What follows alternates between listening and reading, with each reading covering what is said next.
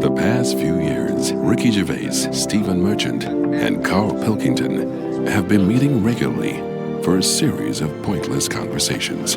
This is one of them. Testing. Is that all right? Hello and welcome to the Ricky Gervais Show with me, Ricky Gervais, Stephen Merchant. Hello. And the little round-headed buffoon that is Carl Pilkington. All right.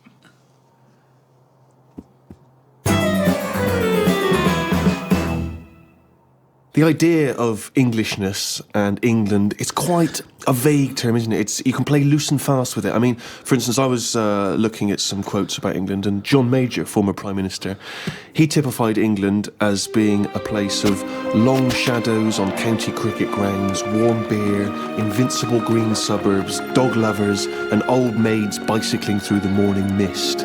Very specific vision of England. But he never came to the estate that I was born on, Sure. or Carl was, you know what I mean? So, what is your typical image of an Englishman now? If I had to draw it for an alien, Yeah. He'd be quite squat, quite sturdy, sort of no neck, hairy. Are you just thinking of yourself? Do you know what? It would be my build with Carl's head. Really? And no neck, yeah. I think he's sort of balding and unshaven, and he's like a shaved caveman. I think he's tough. He'd have tats.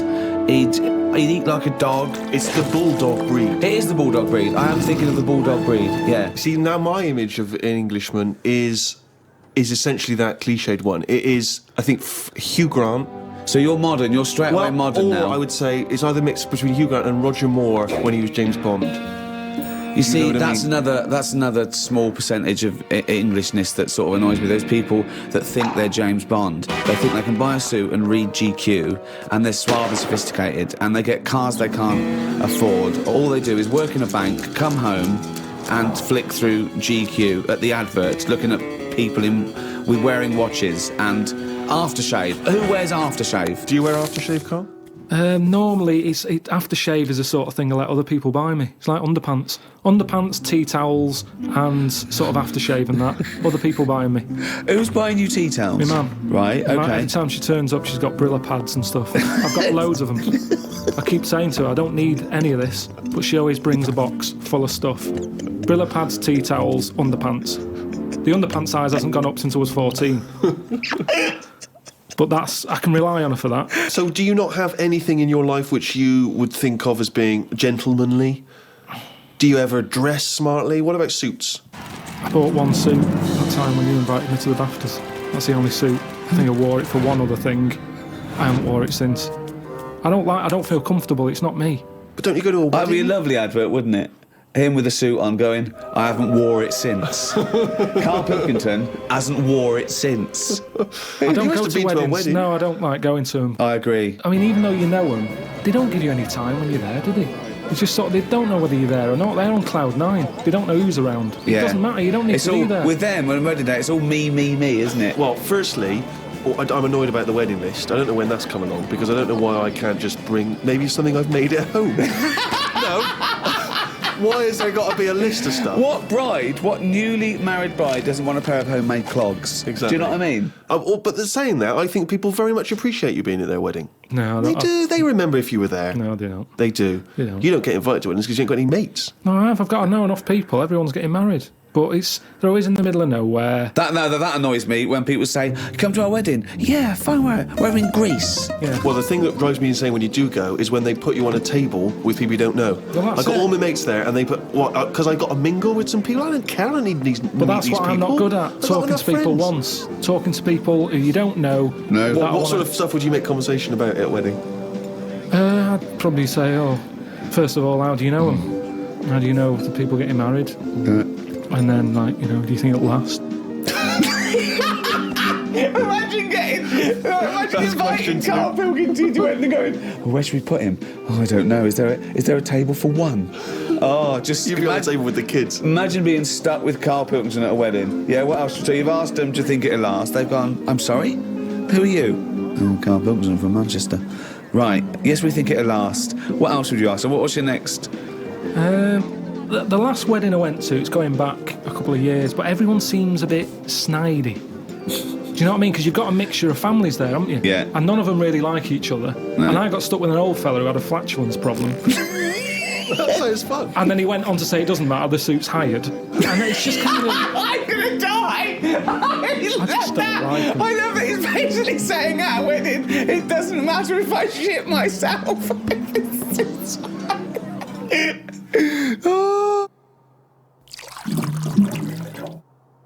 Maybe it's that thing that I don't appreciate what I've got. But to me, being English isn't anything that great. Really? Why not? Because it's just what I've been dealt with. If you could be any nationality, what would you be and why? Probably be Italian. Okay. Why? Well, just... yeah, I like the idea of it. I like Italians are alright. Where would you live? Rome? I probably wouldn't want to be in the middle of Rome. It's too much hassle. Have you been to Rome? Yeah, it's nice to visit and stuff. Yeah. It's good. A lot of old stuff. Why have you chosen Italy? I'm interested to know why, of all the countries you've chosen, Italy. I was a late comer to pasta. But it's one year round. I like it now. It's like one of my favourite things I have. Which there isn't really anything like that in England. That even though it's... Well, except pasta. Pasta's No, almost but it's- exactly like it. Yeah, No, but it's not. We've got pasta, haven't It's we? not ours though, is it? And we No, don't know we've how got- to eat it. What do you mean we don't know how to eat it? We do it all wrong. You stick it up your arse again. Look at me. I know how to fucking eat it. No, but what I mean is, if you saw a proper Italian and they saw what we did to pasta, they would not be happy. What are we doing wrong? Tell me what we're doing wrong Well, I with don't pasta. know that, otherwise we wouldn't be doing it wrong. how do you know we're doing it wrong? I've just heard we do it wrong. It's like how we have the coffee at all the wrong times. I ordered a cappuccino somewhere and the Italian fella said you shouldn't be having that now, it's a breakfast coffee. Yeah, it is, yeah. Before 12 o'clock, Yeah, but I was having it at like 11:15 at night. Oh, It looks wow. like I Well, was that's mental. absurd. How are you going to get to sleep with a lovely cup of coffee? Yeah, that's Well, a good adults one. sleep anyway, You yeah. shouldn't drink coffee anyway at night. Full stop. So, hang on. So you love pasta, but you're not eating it right. So you'd like to be Italian in order to be able to eat pasta correctly, even though you enjoy the pasta you What eat. do you feel being Italian is, and what's It's attracted just to being... very sort of, it's a relaxed lifestyle. Whenever you go to Italy, everyone's sat outside a cafe. It doesn't matter what sort of person Carl, you are. that's all you do now with your spare time is Yes, sit outside a cafe. But they get more respect over there. For Why? it.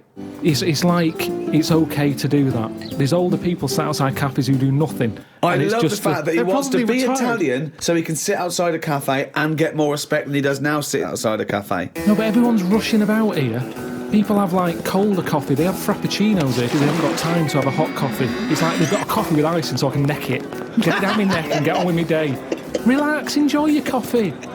I don't understand the rush. But the reason you enjoy Italy is because when you're there, you're on holiday. That's why you're able to chill out and No, relax. no. When you say it's old people sat in some little Sicilian village. Of course, they got no money. Here, I went to the Salvation Army, right? Why? Because it's nice. What do you mean? You can get toast and a cup of tea for £1. Go, you little skinflint. That's just that should be the going rate, Steve. I'm surprised I haven't seen you in there, to be honest. But the thing is, Where is it? now, just near Camden. What is it? Is it like old people? A lot of old people, mainly old people. And this is what I'm saying. These are people who are old and they sat in a cafe, but they don't get any respect. People walking past and they don't want to go in. The way you reacted when I said I was in the Salvation Army, that's the reaction they get. Yet an old Italian person, they looked after better. Well, it's certainly true they look after their older families, don't they? They Right, do and respect that's all their I'm families. saying. Whereas, I mean, it's a lovely place, Salvation Army. Every old fella in there's got a tie on. Yeah. They make an effort. Yeah. So anyway, yeah, that's what I like about Italians and that. There's a lot of So you want to be respect. Italian because when you're old, you can sit outside a cafe and get more respect than you do here. Yeah, look at the old people in this country. They never look happy, do they? Really? Most of the time, when you see them walking around, they go to pot. No one's keeping an eye on them. Well, it's an important thing, isn't it? That my mum, this is when she was about 60, 65.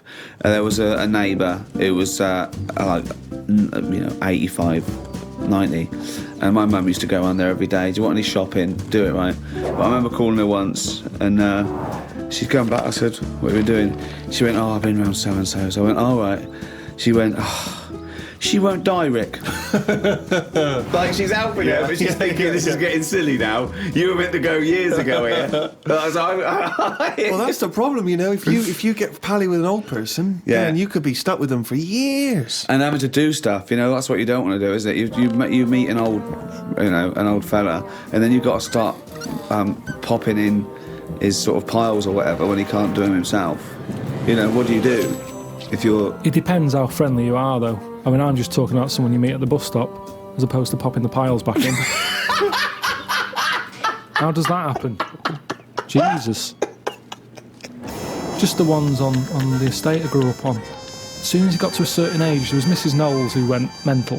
One day she seemed fine, next day she was chucking cans in everyone's garden. You could just hear her coming. Which was weird. Aren't you? Now you've brought up weird people. There was a fella called Shorts Man, right? It's so pedestrian! I love that. Shorts man wore some shorts. Now, what I like, he did, but they were really short. They were that sort where, you know, it's almost pointless having them on. What do you mean? They were just, you know, like shorts now for blokes. They go up to your knees, don't they? There's no chance. There's no accident happening there. There's nothing going to pop out. Yeah. No. But Shorts Man, he liked it. He liked the fact that happened. And he used to walk with big strides to sort of help the chance along. So that he knew, with the big strides and the short shorts, they were going to pop out. Did you ever see it pop out? Yeah. Why were you looking at the shorts? Just because it was like playing Buckaroo. It was like, when are they going to pop out? But what? It's just what happened. So, right, but Shorts Man, so he was an exhibitionist. He basically wanted people to see his veg. Yeah. And they were out more than they were in. I mean, they had a tan. Right? Now, the thing is, what we like in England, I think we like that. We like local characters. The eccentric. Yeah. Eccentrics, that's very British. Eccentrics, yeah. I'm glad I grew up round there with all them people, because they're interesting.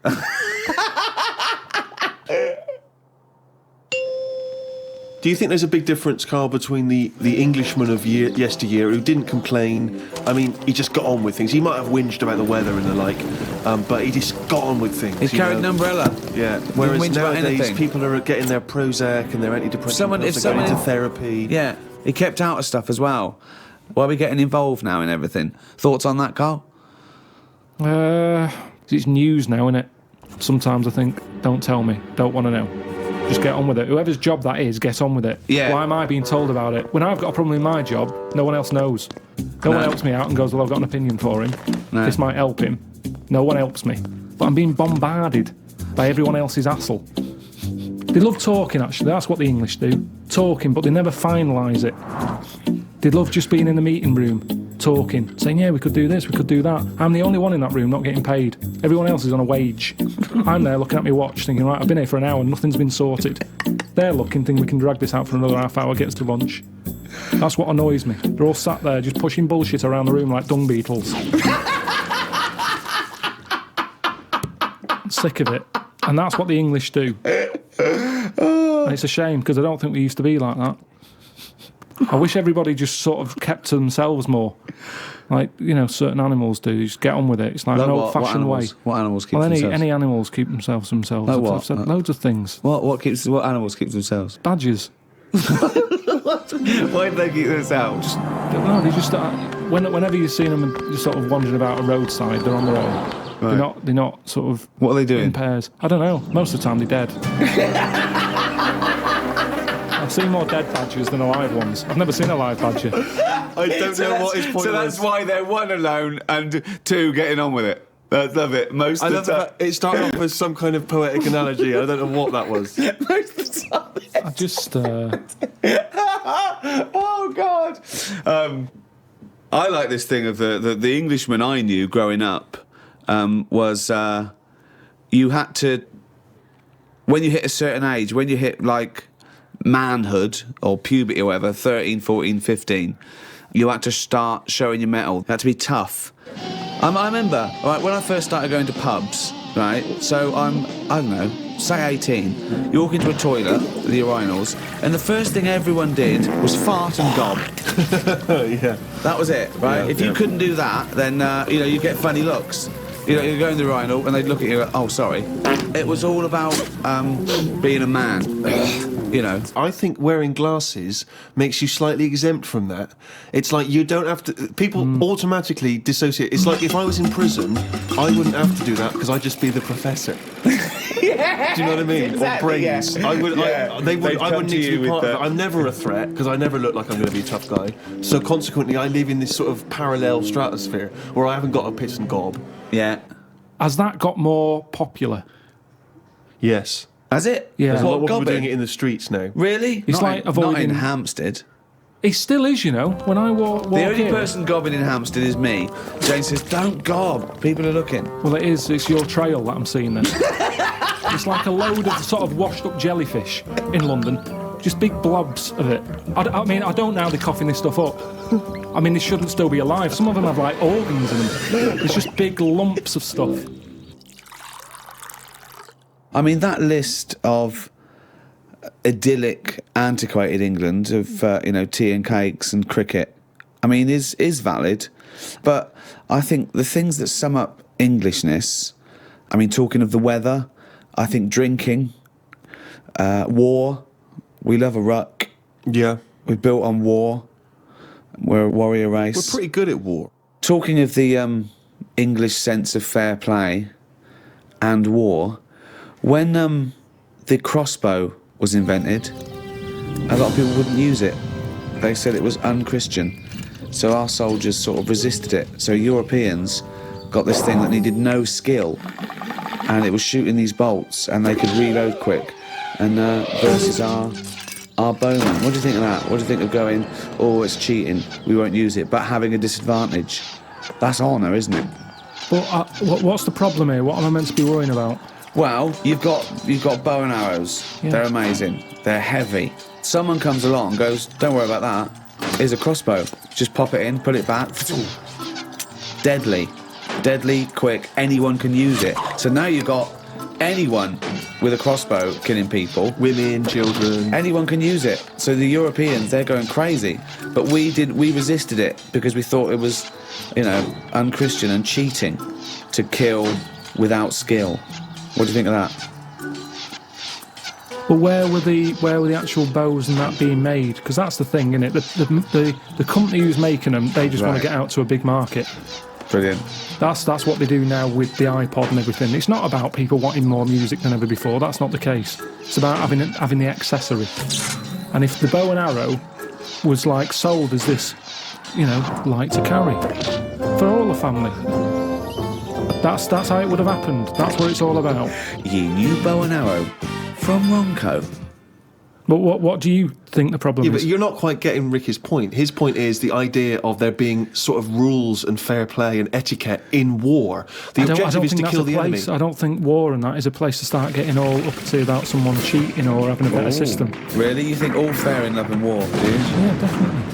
Right. But It's just about rules, winning. isn't it? No, not in a war. There isn't rules. What's extraordinary about the idea of English fair play is, famously the approach during the First World War, that we would sort of walk up out of the trenches onto no man's land and sort of politely march at a slow, steady pace across towards the I enemy. know. I mean, and then we were just being machine gunned down. I mean, it was absurd. And that's the one they had a knockabout and stuff, didn't they? They took a game of football. And In all that. no man's land, yeah.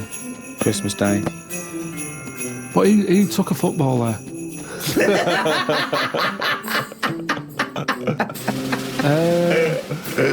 If I was on the front line, I would not be getting out the rule book. I can tell you that much. I'd be going mental. Are you saying there should be some rules or no rules? I mean, you've got to have some rules, otherwise it's just going to be like Grand Theft Auto, isn't it? I'm just going to go about battering everyone. Yeah. And you soon get bored of that. Which rules would you repeal that already exist that you don't like?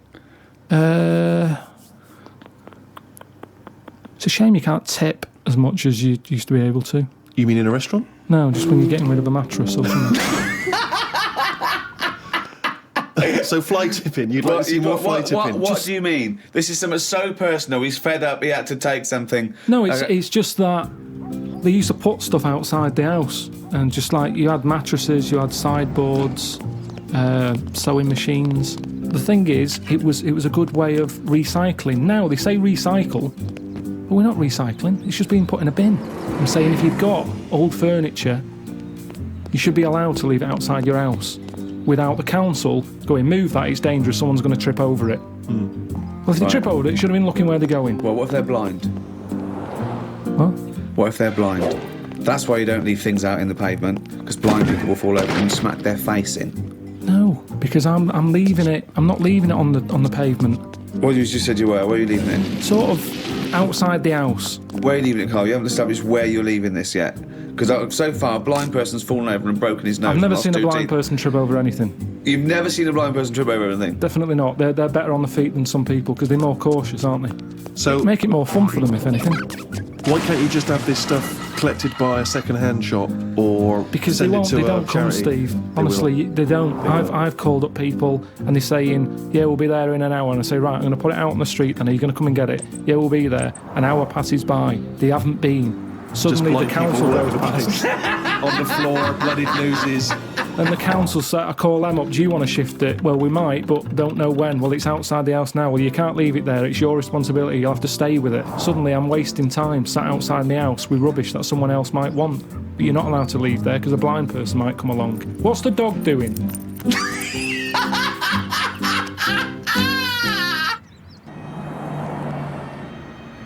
What do you make of St. George, the patron saint? What's your take on that? Is he the one who killed the dragon? Right. Tell us the story. There was a dragon problem. Must have been in England. Right. George took it on. He took on the job. He was like a rent-a-kill. He came out. The interesting thing with him is, right, he was a hero then. I honestly think if he did that now, there'd be an uproar. Because it's the last dragon. It's the same way we try to save the panda and all that now. If he came out and said, I've done it, and they've done what? They've just killed the last dragon. They'd go mental. There'd be marches. Idiot, bloody idiot. And that's what's interesting. But it was going around burning people. Doesn't matter, we shouldn't have killed the last one. It's the last one.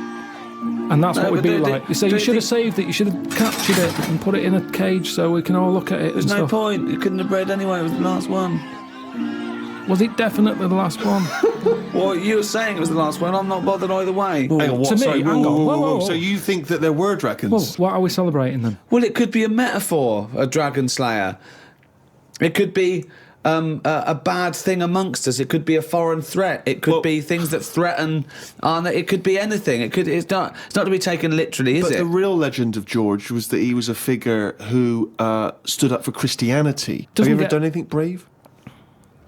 There was a kid at school who used to have epileptic fits a lot, and the teacher used to always say, if it happens, grab his tongue. And I sort of had a go at that once. His tongue. His tongue. Yeah. What do you have a tongue for? To pick stuff up? What do you mean a tongue? His tongue in his mouth. Oh, his tongue. Oh, his tongue. Right, go on. And they used to say, if he starts doing it, grab his tongue and that. And I sort of had a go at that once, and it wasn't nice. Well, how'd you grab it? Would you grab his tongue? Did you? Well, I tried to. It's like grabbing a slug. And plus his mouth's going up and down. Like you think he's going to have me handy. So you sort of do that thing where you go. So you were trying to grab hold of a kid's tongue, yeah? And he's Throwing himself all over the place. It was in the physics lesson. I sort of had a go, and then I thought this isn't happening. So I just sort of kept putting my hand in, like I'm having a go. But in my head, I was going, I'm not going to get hold of it. What you could have used is a pair of tongs. Well, firstly, I don't see why this is brave. Kids having an epileptic fit and you're just supposed to help them out. I don't know why that's bravery, but even given that, the fact that you were thinking more about yourself in that situation than this other kid. You were thinking, I'll make it look like I'm helping, but I'm not really. And yet this is kid having Well, an I did epileptic fit. at the beginning. Doesn't I that sum tried. you up, Carl? Selfish. No, it doesn't. Because no one else was having a go. At least I did try and grab it You at one weren't doing point. anything. You were just making it look like you were. Have you ever tried to grab a tongue? It's like chasing a chicken. It's murder. And after a while, it wears you out. And it was weird anyway, because it was like a What different... was he doing it for? I don't know. Wearing it out after hours of chasing this kid's tongue. I love the idea. Have you ever tried grabbing a tongue? It's a valid question. I love that he's annoyed. He's annoyed that this What poor kid's was having your a fit. technique? Were you trying to grab it Just with your thumb and your finger, like a pincher thing. Yeah. But it was because his mouth's going down and all Was that. he shouting or just? No, just throwing himself around. So that's your one attempt at bravery. Well, hang on a minute. Let me just think. Trying to grab a tongue. There was a time you were chased by a bee and you scored a goal. I forgot about that. That isn't really bravery, is it? As you were running away from a bee, and the ball happened to hit your foot and go in. Does that count as bravery? I love it when he goes up to the pearly gates and goes, "Well, have you done the act of courage?" I pretended to grab a tongue. A what? A tongue? A tongue? Yeah. Got chased by a bee, scored a goal. It doesn't count as brave at all.